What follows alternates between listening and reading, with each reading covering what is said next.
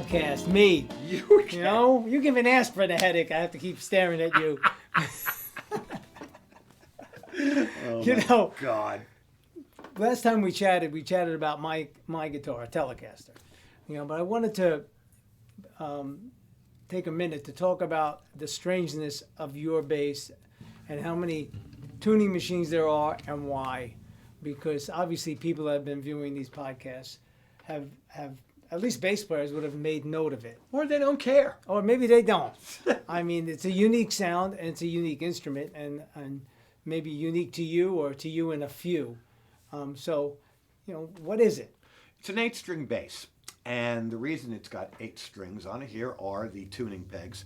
It's based on what a 12-string guitar is. These strings are all tuned in pairs and they are an octave apart. Your approach to it, any different than playing a regular 4-string? Oh, absolutely. I mean, do you play your jazz box the same as you play that? No, but my technique is still the same. I'm pushing down one string at a time. Do you alter the angle of your fingertips or anything to accommodate two you know, from having studied upright and from having studied electric, I just do what needs to be done technically to get the sound out. I mean, I don't consciously think of that I have to move my fingers at a certain angle. Okay, so you don't get more pad to hold it down? Well, there just happens to be more pad because fortunately these strings you can't really see and you can't really zoom, but they're very close together. So if I'm playing a G on a regular 4-string bass, it's going to sound like that, but with not a whole lot more force, it sounds like that because I can hit both strings at once. And by the same token, if I really want to, if I'm doing something that requires just this string, I'll get in there and pick it separately, either pizzicato, which means played with the fingers, or with a pick. And chops wise, do you have to warm up differently with either? I got to warm up no matter what I do. Okay, but if you grab a 4-string bass now and play, you're adaptable real quick. Just jump on one. You know what? I'm adaptable because when I notice what the limitations of the instrument are, is how fast I'm able to adapt how I play it. In other words, and this is strictly for the bass players right now, these, there are several different types of strings. The most popular ones are round wound strings. And what round wound means is that, you know, they're wound in a certain way where you can actually hear the windings. Right. Now, this particular bass has a combination of what's called round wound and half round. Actually, they're ground round. I'm a GHS artist, so these are made by the GHS Corporation. Great strings, whether you play guitar, bass, oud, they're great. Try them. But anyway, so the other string, the lower of the octave strings, are what they call, I think it's half round or something. What they've done is they've taken a round wound string and polished it down. So you don't get the same kind of overtony string windings thing. Right. And the other more popular string that I happen to love and completely changes the sound of the bass is a flat wound string, where it's flat wire wound around the core. And what that generally does is it produces a darker sound and also a sound that decays more. So in answer to your question of, do I play it differently? Sure, because especially if I'm playing like jazz, then the note's going to decay differently. On a flat wound. On a flat wound Yeah, than it is on a round wound. It's box. Also going to sound different when you first play it. If you're playing it regular pizzicato, it's going to sound like that. You know, it's going to sound more like it's you're getting the full thing of the string. But a flat wound, I find that when I play, if I want to substitute for a flat wound sound on a string like either a round wound or a half round, I play with a muted thumb a lot. Right. Especially if you're playing jazz. Right. Just to give it a little bit more of a darker, warmer sound. Well, more than, in addition to the darker, warmer sound, the point of the note. Pa, right. pa, right. pa. You know, it gives it like a rhythmic definition similar to an upright. Well, I mean, that would... And then you hear the decay associated with it. Right. That holds true if, you know, when I play jazz boxes with flat wounds. You got a boom, and then it drops right off, as opposed to a round wound that has more sustain. You know, more sustain and more presence. Well, you know what? One of the reasons that flat wounds became so popular, they became popular in the studios with the first electric bass players because they didn't want to hear Zing. They didn't want to hear any overtones. They didn't want to hear any of that. I'm not sure if you can hear all that, through here. But our very, very good and new friend Russell George, who is known as one of the greatest jazz violinists around, 91 years old. 91 years old. But before that, he was one of the very, very first people to start playing electric bass as being an upright bass player. But he embraced the electric bass as opposed to others. And he ended up playing on some huge records like, pop records. I mean, he was a jazz musician, played with Dizzy Gillespie, played with Ross Tompkins. I mean, all kinds of people. He told me a stint with Coltrane and Marion McPartland. But he's also the bass player on Me and Julio Down by the Schoolyard. He's the bass player on that. And not only that, he's the bass player on Sky Rockets in Flight. Yeah. Afternoon Delight. Right. Yep. So, Russell is qualified to be in any Starland vocal tribute band.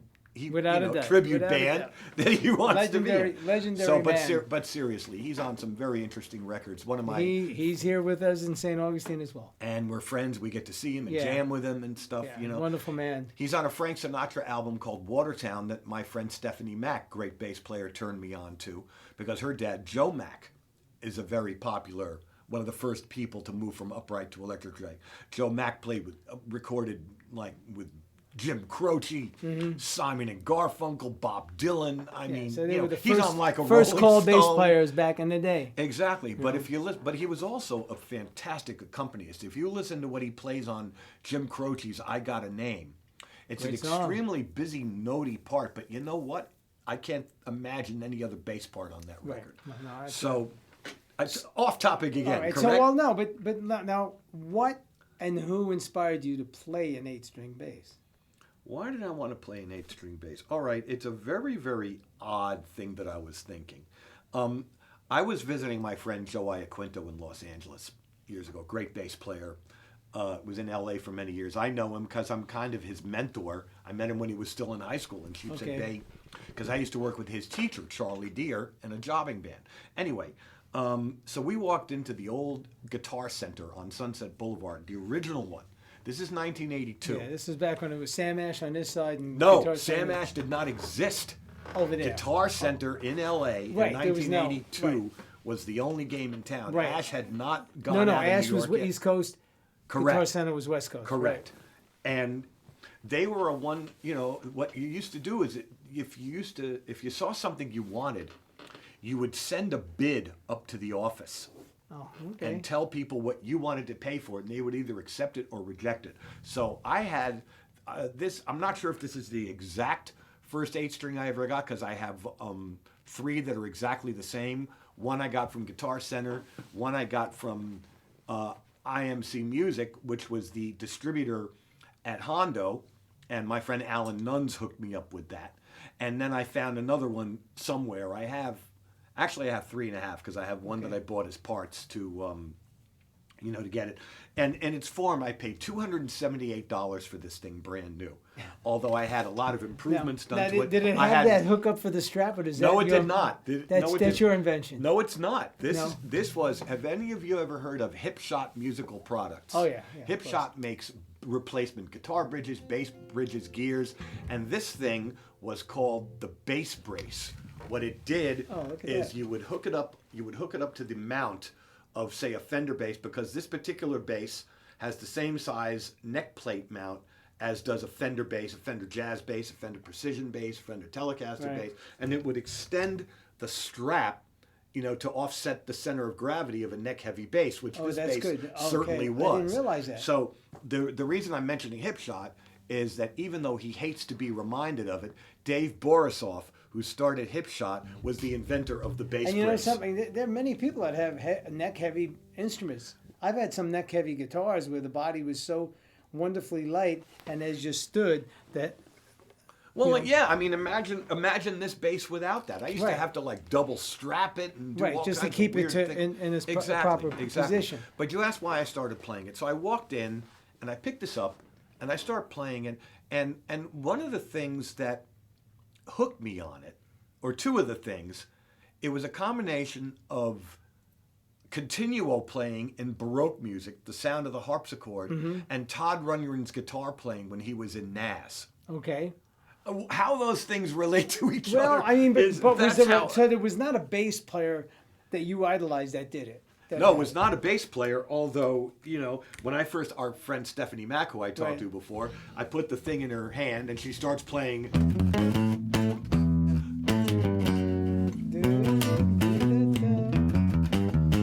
like Walk right in, eight-string take- joke, you know right. what I mean? So, but what I found it to do is, I found it, because of the upper string, I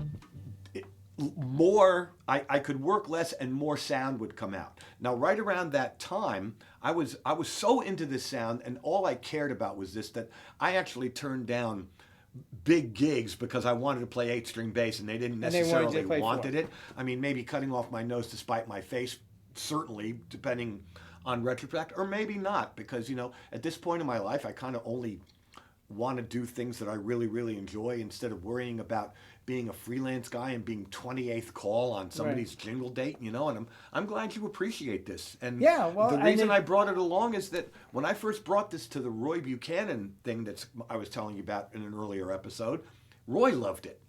Why did Roy love it? Because you could do things to it like, Green Onions, the Booker T thing, Right. was a big Roy staple. So to get a wall of sound, all I had to do was go. Yeah, it sounds like. Right. So what that meant is, because of the presence of that upper frequency, there was not necessarily the need for a piano player, but there was also not the need for a rhythm guitarist. Rhythm or Hammond organ. Or a at that Hammond point. organ, correct. Right. Well, I mean, I wanted to bring it up. We chatted a bit about tellies, and that has to draw, some kind of questions when people see all of that, all that hardware on the headstock that may not be able to make out that there are octave strings on it, depending on the camera angle. Yeah, they don't necessarily know what it is, but I can assure But you. it's been exclusive in our Soul Pylot project that, for the most part, you're playing an 8-string. Yeah, and you know what? I guess the reason I'm playing an 8-string a lot is because you're giving me the forum to explore To do whatever you here. want. Right. Because there are no rules. I mean, and I'm not going to name names here, but there's a lot of what I like to call, and you've probably heard the name jazz Nazis, Yes. that only believe that jazz music could be played on an upright bass Well, that's true. or through a jazz. It's just like, well, do you play upright? I really like the look of it. And when people say that, it's like, well, to me, this is more for the music geeks. If there's an electric sampled piano there, I don't want to play upright bass and all. And I played upright a lot. And I played upright with a lot of different people, from Jerry Mulligan to Al Cohn to guitarists like your students probably know about, Joe Puma, Chuck Wayne. Right. I worked with them all, and they like upright. But to me, I always wanted to have, I find this to be my voice that I'm still woodshedding and try to fit into a certain situation. My other hero, as far as wanting to play this, is David Lindley, who played all kinds of really odd instruments, but his sound was very important to those Jackson Browne records. Mm-hmm. Without a doubt. Mandocellos, things like that. I think we're coming close to our wrapping things up, Mike. We are, unfortunately, and there's so much that we're going to be talking about over the next few weeks. Oh, and, yeah. For those music techno geeks, as you were calling them, there'll be enough information there that'll keep them intrigued and interested. And the as questions well as will be us coming folks in. that don't play an instrument. Yeah, like Russ's recipe for Sunday sauce. That's right. And if you're So, not from New York, you don't necessarily know what Sunday sauce is. No, but we we'll, don't. We'll be happy what to is explain it? it. What is Sunday sauce? quick, Tell yes, him, okay. tell him! That's a long run. Okay, That's we'll a do that long in Italian. the next series, next next episode, time we'll we'll do talk that, about Sunday sauce. We'll talk about Sunday sauce and make them brajol and Exactly. and all that stuff. Exactly. Now you're bringing me back. bringing me back to 265 Warren Avenue of Fort Lee, New Jersey. That's why I asked if it was the Bergen record or not. That's right. Well, that wasn't that was an afternoon paper, but There you go. Cool. Great. Well, thanks, guys. And next episode, there'll be some very interesting and fun things to chat about.